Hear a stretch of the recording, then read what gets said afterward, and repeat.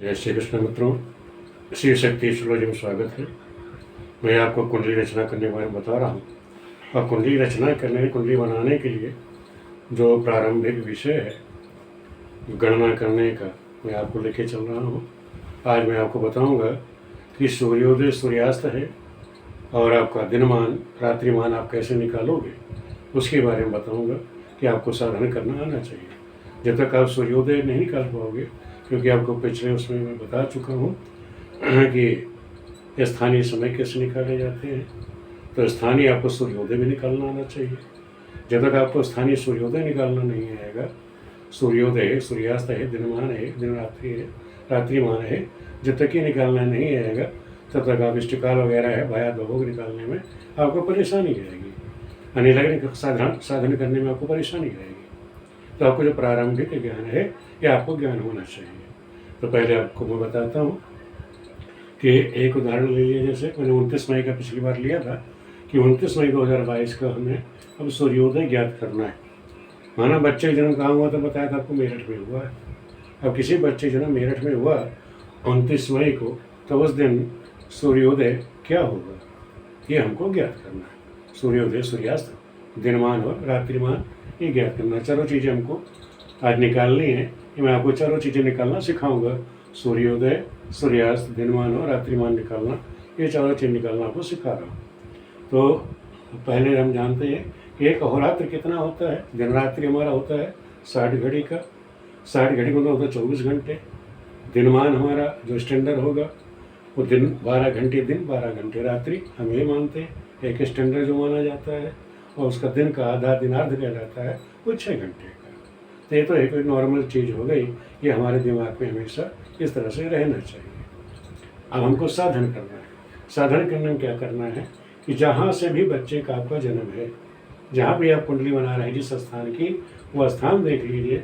जैसे मेरठ का है तो हमने मेरठ का पहले अक्षांश देखना है कि मेरठ का अक्षांश क्या है, 29 ये मेरठ का अक्षांश हो गया। फिर हमको देखना है सूर्य कृत्यांश। ये पंचांगों में सूर्य कृत्यांश दिया रहता है।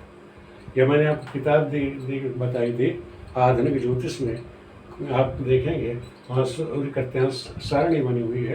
पंचांगों में सूर्य कृत्यांश सारणी बनी रहती है। वहाँ से आप देखेंगे 29 मई 22 को सूर्य कृत्यांश क्या है, 29 तारीख को वह है 21-30 सूर्य क्रांति का उस दिन कृत्यांश है। अब साधारण क्या है कि सूर्य कृत्यांश हो गया, अक्षांश हो गया। अब इसके द्वारा हमें निकालना पड़ता है 4 मिनट कि उस दिन 4 मिनट क्या होगा। तो 4 मिनट निकालने का सूत्र है कि अक्षांश को आप सूर्य क्रांति से गुणा कर दीजिएगा, तो ये जो मान निकलेगा वो चरपल में निकलेगा। चरपल को आप 2.5 से भाग कर देंगे तो आपका वो 4 मिनट आपका निकल जाएगा। 4 मिनट ज्ञात करने का ये सूत्र है। तो अक्षांश कितना है, 29 है। 29 को आपने 4 मिनट इससे सूर्य कृत्यांश 31-30 से 31-30 से मैं इसको गुणा कर दिया। इसे गुणा करने जब आप करें, कैलकुलेटर से भी कर सकते हो गुणा, ये कैलकुलेटर से ही मैंने गुणा करी हुई है। अब इसको आज जब गुणा करेंगे आप 21 गुणे 29 से, तो आपका निकल के आएगा 623 आ जाएगा। और इस 21-30 को जब 1 से गुणा करोगे 21-30 से आपका हो जाएगा। तो इसको आप जोड़ दीजिए, तो 30 का 30 और 30 और 21 51 23 ही हो गया। इसको फिर आप 5 से भाग कर देंगे तो आपका चरपल निकल आएगा। 5 से हमने भाग कर दिया, 623 को हमने इसको छोड़ दिया, केवल इसी के लिए। तो 623 को हमने 5 से जब भाग कर दिया, तो 5 से जब आप भाग करेंगे तो 124 आएगा। 124 आपके चरपल आ जाएंगे। ये जो पल में आया ये मान पल है, ये विपल है, ये विपल से भी सूक्ष्म गणना है। ये ध्यान रखना, ये हमारा पल निकल के आ रहा है। पल को हमने 2.5 से भाग किया। पल को जब आप 2.5 से भाग करो, इसको पल भाग कर देंगे तो आपका मिनट निकल जाएगा। यानी 623 को हमने 2.5 से भाग किया, 124 चरपल हमारे निकल कर 105 इसको भाग किया, 124 हमारे चरपल निकल कर आए। और 124 जो चरपल निकल कर आए, इसको जब आप 2.5 से भाग करोगे तो 49 मिनट आपका ये निकल कर आ जाएगा। और डायरेक्ट भी आप अगर सारणी में देखोगे कि अक्षांश 29 पे और सूर्य कृत्यांश 31-30 पे, अगर सारणी के द्वारा देखोगे तब भी वहाँ आपका 49 मिनट 1 मिनट आपका आएगा। प्लस में लेना पड़ेगा क्योंकि 19 मई को भी सूर्य जो है उत्तरायण है। जब सूर्य उत्तरायण है तो सूर्य की जो क्रांति क्या होगी, वो उसमें जाएगी प्लस में। जब दक्षिणायन होंगे तो ये सूर्य क्रांति आपकी माइनस में लिख देना, 4 मिनट आपका फिर माइनस में हो जाएगा। ठीक है, इस चीज़ का आप लोग ध्यान रखोगे। जब सूर्य दक्षिणायन चल रहा है 4 मिनट आपके माइनस में कर देना। जब उत्तरायण सूर्य आपका चल रहा है तब ये सूर्य क्रांति आपकी प्लस में रहेगी, तो ये 4 मिनट आपके प्लस में रहेंगे। अब साधन करना आपको हम बताते हैं। हमको निकालना है क्या है, सूर्योदय निकालना है, सूर्योदय सूर्यास्त निकालना है। हमने बताया कि स्टैंडर्ड जो है दिनमान 12 घंटे का, तो दिनार्थ कितना हो जाएगा 6 घंटे का। 6 घंटे में जो 4 मिनट आपका प्लस माइनस जो आपका आया है वो आप इसमें जोड़ दीजिए। तो जब हमने 6 घंटे में 4 मिनट कितना आया, 49 आया, 49 को हमने यहाँ जोड़ दिया।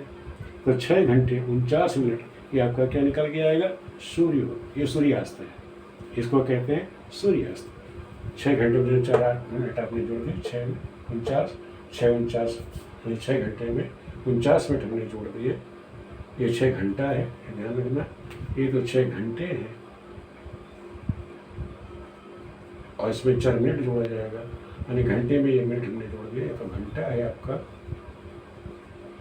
और ये मिनट है, तो 6 घंटा 49 मिनट ये सूर्यास्त निकल गया। अब सूर्यास्त निकालने के लिए हम जानते हैं कि दिनमान कितना होता है, 12 घंटे का। तो 12 घंटे सूर्योदय निकालना है, तो दिनमान में से अब ये सूर्यास्त आप घटा दीजिए। दिनमान कितना है, 12 घंटे में से 6:49 आपने घटा दिए, तो 5:11 यानी 5:11 ये आपका सूर्योदय हो गया। अब हमारे पास क्या हो गया, सूर्योदय निकल गया है, सूर्यास्त निकल गया है। सूर्योदय सूर्यास्त हमारे पास निकल गया है, हमको दिनमान निकालना है। दिनमान निकालने का सही तरीका है, दिनमान जो भी आपका है 2 गुणे सूर्यास्त, जो आपका सूर्यास्त आया है उसको 2 से आप गुणा कर देंगे तो आपका दिनमान का मान निकल जाएगा। तो 6:49 को 2 से गुणा कर दिया तो 49 दूनी 98, 98 में आपके 38 बचेंगे, एक हासिल आ जाएगा। 6 दूनी 12, एक हासिल 13, ये 13 घंटे 38 मिनट ये आपका दिनमान आ गया। दिनमान निकालने का तरीका कि 24, 13, 38 हो गया, 34 से 24 घंटे में से 13, 38 घटा दोगे तब भी आपका रात्रिमान निकल जाएगा। दूसरा तरीका भी है रात्रिमान निकालने का। अब रात्रिमान हमको निकालना है। अब रात्रिमान बराबर हो गया 2 गुणे दिनमान। दिनमान को आप 2 से गुणा कर दीजिए। 2 गुणे दिनमान आपका आया था, दिनमान क्या है, 2 गुणे सूर्योदय,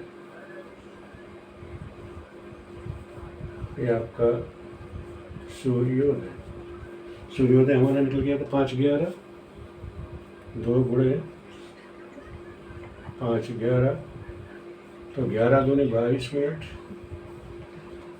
और 5 दूनी 10, यानी 10 घंटे 22 मिनट ये रात्रिमान है। ये रात्रिमान। दिनमान आपका 13:38 है, 13:38 में ये आप जोड़ दीजिएगा तो आपका वही 24 घंटा पूरा निकल कर आ जाएगा। जोड़ने पे ध्यान रखो, 13:38 ये 13:38 में 10:38 आप जोड़ोगे तो आपके 24 घंटे होने चाहिए।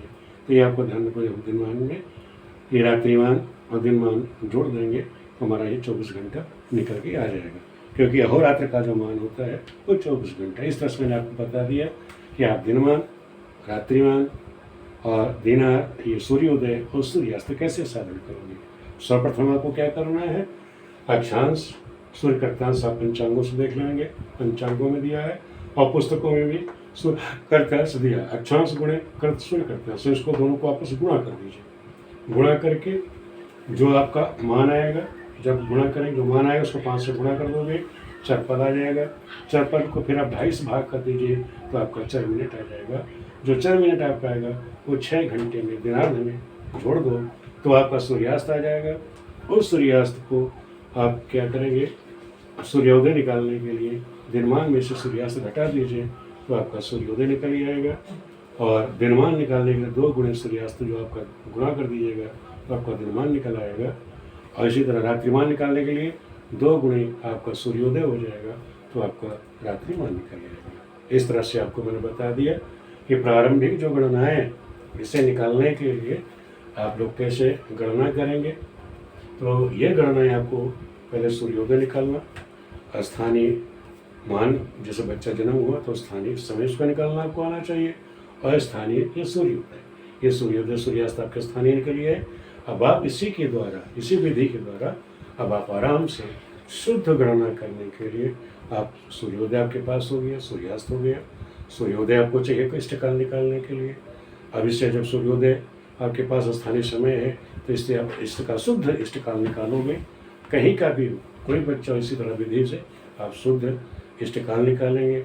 अब आपका इष्टकाल शुद्ध होगा तो आपकी जो जन्म पत्रिका बनेगी, कुंडली आप बनाएंगे किसी बच्चे की, वो भी 100% शुद्ध होगी।